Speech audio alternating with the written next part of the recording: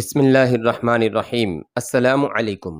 اس سے ایک روز پہلے اہل مکہ کا ایک قافلہ فلسطین سے مکہ واپس آیا تھا۔ یہ تجارتی قافلہ تھا۔ مکہ کے باشندوں خصوصاً قریش کے ہر خاندان نے اس تجارت میں حصہ ڈالا تھا۔ اس قافلے میں کم و بیش 1000 اونٹ تھے۔ جو مال گیا تھا اس کی مالیت 50,000 دینار تھی۔ قافلے کا سردار ابو سفیان تھا جس نے 50,000 پر 50,000 دینار منافع کمایا تھا۔ قافلے سے واپسی کا راستہ مدینہ سے گزرتا تھا۔ مسلمانوں کو پتہ چل گیا۔ انہوں نے پورے قافلے کو گرفتار کرنے کا ارادہ کیا اور ایک مقام پر قافلے کو گھیرے میں لے لیا، لیکن وہ زمین ایسی تھی کہ ابو سفیان نے ایک ایک آدمی اور ایک ایک اونٹ کو زمین کے اونچے نیچے خد و خال سے فائدہ اٹھاتے ہوئے گھیرے سے نکال دیا تھا۔ خالد کا گھوڑا خرامہ خرامہ مدینے کی طرف چلا جا رہا تھا، مگر خالد کا ذہن پیچھے کو سفر کر رہا تھا۔ اسے اس وقت کا جب قریش انتقام کی اسکیم بنانے کے لیے اکٹھے ہوئے تھے، ایک ایک لفظ جو کسی نے کہا تھا سنائی دے رہا تھا۔ اگر تم نے مجھے اپنی سرداری دی ہے تو میرے ہر فیصلے کی پابندی تم پر لازم ہے۔ ابو سفیان نے کہا، میرا پہلا فیصلہ یہ ہے کہ میں نے ابھی 50,000 دینار منافع سب میں تقسیم نہیں کیا، وہ میں تقسیم نہیں کروں گا۔ یہ مسلمانوں کے خلاف فیصلہ کن جنگ میں استعمال ہوگا۔ مجھے اور میرے خاندان کو یہ فیصلہ منظور ہے۔ سب سے پہلے خالد نے کہا، پھر منظور ہے، ایسا ہی کرو، منظور ہے کی آوازیں اٹھیں۔ میرا دوسرا حکم یہ ہے، ابو سفیان نے کہا، کہ جنگ بدر میں ہمارے جو آدمی مارے گئے ہیں ان کے لواحقین آہو زاری کر رہے ہیں۔ میں نے مردوں کو دھاڑے مارتے اور عورتوں کو بین کرتے سنا ہے۔ اللہ کی قسم، جب آنسو بہہ جاتے ہیں تو انتقام کی آگ سرد ہو جاتی ہے۔ آج سے بدر کے مقتولین پر کوئی نہیں روئے گا۔ اور میرا تیسرا حکم یہ ہے کہ مسلمانوں نے بدر کی لڑائی میں ہمارے جن آدمیوں کو قید کیا ہے ان کی رہائی کی کوششیں نہیں کی جائیں گی۔ تم جانتے ہو کہ مسلمانوں نے قیدیوں کی رہائی کے لیے ان کے درجے مقرر کر دیے ہیں اور ان کا فدیہ 40 سے لے کر 1000 درہم تک مقرر کیا ہے۔ ہم مسلمانوں کو 1 درہم بھی نہیں دیں گے، یہ رقم ہمارے ہی خلاف استعمال ہوگی۔ خالد کو گھوڑے کی پیٹھ پہ بیٹھے اور مدینہ کی طرف جاتے ہوئے جب وہ لمحے یاد آ رہے تھے تو اس کی مٹھیاں بند ہو گئیں۔ غصے کی لہر اس کے سارے وجود میں بھر گئی۔ وہ وقت بہت پیچھے تھا لیکن اب بھی اس کے اندر غصہ پیدا ہو گیا تھا۔ اسے غصہ اس بات پہ آیا کہ اجلاس میں طے تھا کہ مسلمانوں کے پاس مکہ کا کوئی آدمی اپنے قیدی کو چھڑانے مدینہ نہیں جائے گا، لیکن ایک آدمی چوری چھپے مدینہ چلا جاتا اور اپنے عزیز رشتہ دار کو رہا کرا لاتا۔ ابو سفیان نے اپنا حکم واپس لے لیا۔ خالد کا اپنا ایک بھائی جس کا نام ولید تھا مسلمانوں کے پاس جنگی قیدی تھا۔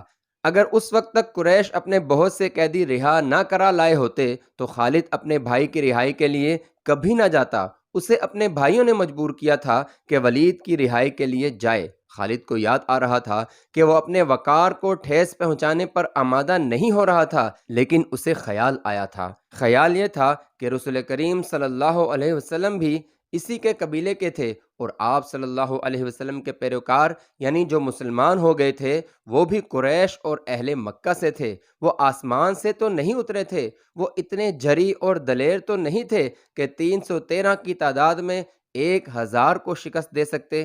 اب ان میں کیسی قوت آ گئی ہے کہ وہ ہمیں نیچا دکھا کر ہمارے آدمیوں کی قیمت مقرر کر رہے ہیں۔ انہیں ایک نظر دیکھوں گا۔ خالد نے سوچا تھا محمد صلی اللہ علیہ وسلم کو غور سے دیکھوں گا، اور وہ اپنے بھائی ہشام کو ساتھ لے کر مدینہ چلا گیا تھا۔ اس نے اپنے ساتھ 4000 درہم باندھ لیے تھے۔ اسے معلوم تھا کہ بنو مخزوم کے سردار ولید کے بیٹے کا فدیہ 4000 درہم سے کم نہیں ہوگا۔ ایسا ہی ہوا۔ اس نے مسلمانوں کے ہاں جا کر اپنے بھائی کا نام لیا تو ایک مسلمان نے جو قیدیوں کی رہائی اور فدیہ کی وصولی پر مامور تھا کہا کہ 4000 درہم ادا کرو، ہم فدیہ میں کچھ رعایت چاہتے ہیں۔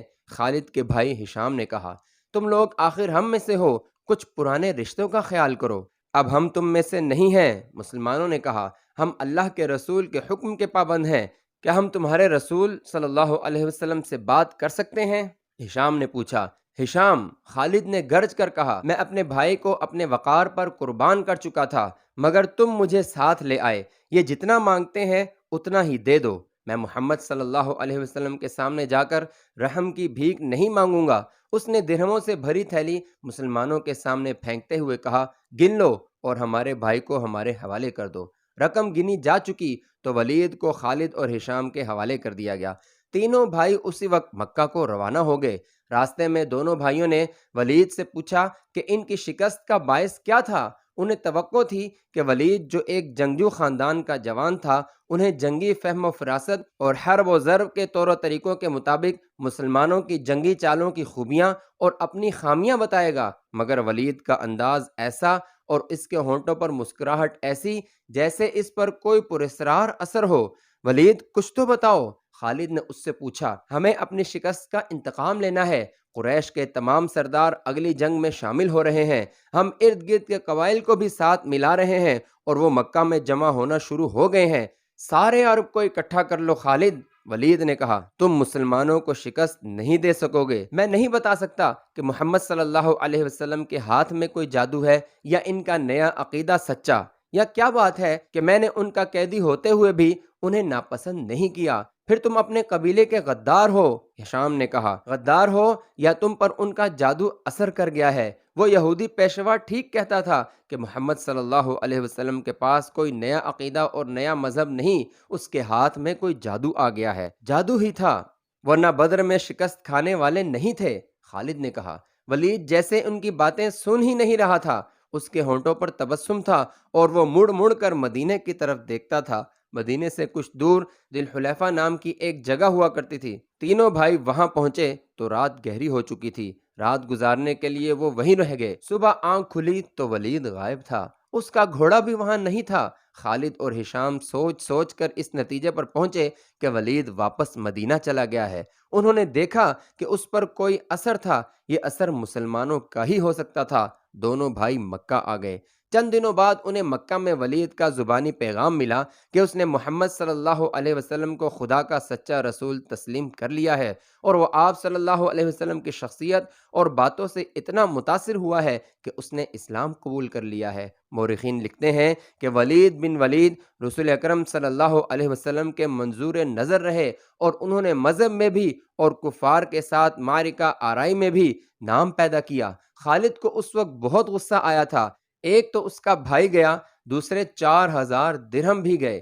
چونکہ قریش اور مسلمانوں کے درمیان خونی دشمنی پیدا ہو چکی تھی، اس لیے مسلمانوں نے یہ رقم واپس نہ کی۔ رقم واپس نہ کرنے کی دوسری وجہ یہ تھی کہ ولید نے رسول کریم صلی اللہ علیہ وسلم کو بتا دیا تھا کہ قریش مسلمانوں کے خلاف فیصلہ کن جنگ کی تیاری کر رہے ہیں، اور اس کے لیے بے انداز درہم و دینار اکٹھے کیے جا چکے ہیں۔ خالد مدینہ کی طرف چلا جا رہا تھا، اسے افق سے ایک کوہان سی ابھری ہوئی نظر آنے لگی۔ خالد جانتا تھا یہ کیا ہے، یہ احد کی پہاڑی تھی جو مدینہ سے 4 میل شمال میں ہے۔ اس وقت خالد ریت کی بڑی لمبی اور کچھ اونچی ٹیکری پر چلا جا رہا تھا۔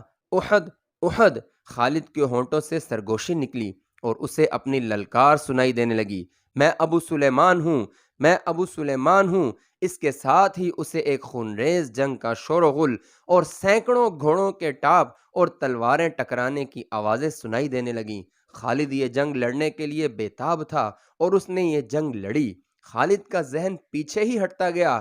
4 ہی سال پہلے کا واقعہ تھا۔ مارچ 625 عیسوی شوال 3 ہجری کے مہینے میں قریش نے مدینہ پر حملہ کرنے کے لیے جو لشکر تیار کیا تھا وہ مکہ میں اکٹھا ہو چکا تھا۔ اس کی کل تعداد 3000 تھی، اس میں 700 افراد نے زرہ پہن رکھی تھی، گھڑ سوار 200 کے لگ بھگ تھے، اور رسد اور سامان جنگ 3000 اونٹوں پر لدا ہوا تھا۔ یہ لشکر کوچ کے لیے تیار تھا۔ خالد کو ایک روز پہلے کی بات کی طرح یاد تھا کہ اس لشکر کو دیکھ کر وہ کس قدر خوش ہوا تھا۔ انتقام کی آگ بجھانے کا وقت آ گیا تھا۔ اس لشکر کا سالار اعلیٰ ابو سفیان تھا، اور خالد اس لشکر کے ایک حصے کا کمانڈر تھا۔ اس کی بہن بھی اس لشکر کے ساتھ جا رہی تھی۔ اس کے علاوہ 14 عورتیں اس لشکر کے ساتھ جانے کے لیے تیار تھیں۔ ان میں ابو سفیان کی بیوی ہند بھی تھی، عمر بن عاص کی اور ابو جہل کے بیٹے اکرمہ کی بیویاں بھی شامل تھیں۔ باقی سب گانے بجانے والیاں تھیں، سب کی آواز میں سوز تھا اور ان کے ساز میں دف اور ڈھول تھے۔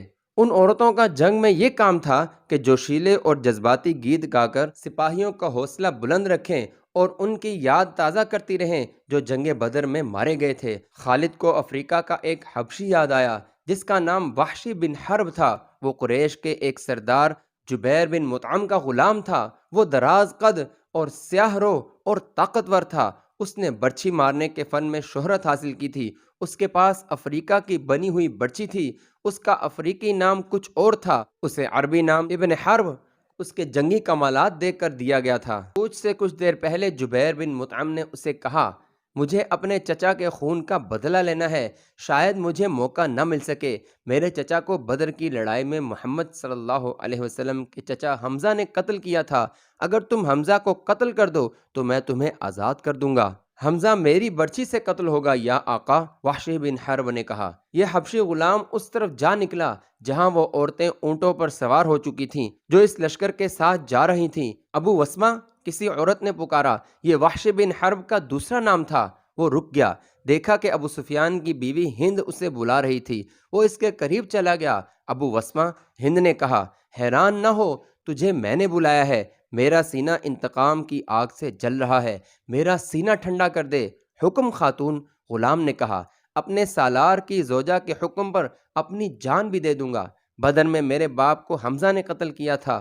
ہند نے کہا، تو حمزہ کو اچھی طرح پہچانتا ہے، یہ دیکھ میں نے سونے کے جو زیورات پہن رکھے ہیں، اگر تو حمزہ کو قتل کر دے گا تو یہ سب زیورات تیرے ہوں گے۔ وحشی بن حرب نے ہند کے زیورات پر نظر ڈالی تو وہ مسکرایا اور زیر لب پرعزم لہجے میں بولا، حمزہ کو میں ہی قتل کروں گا۔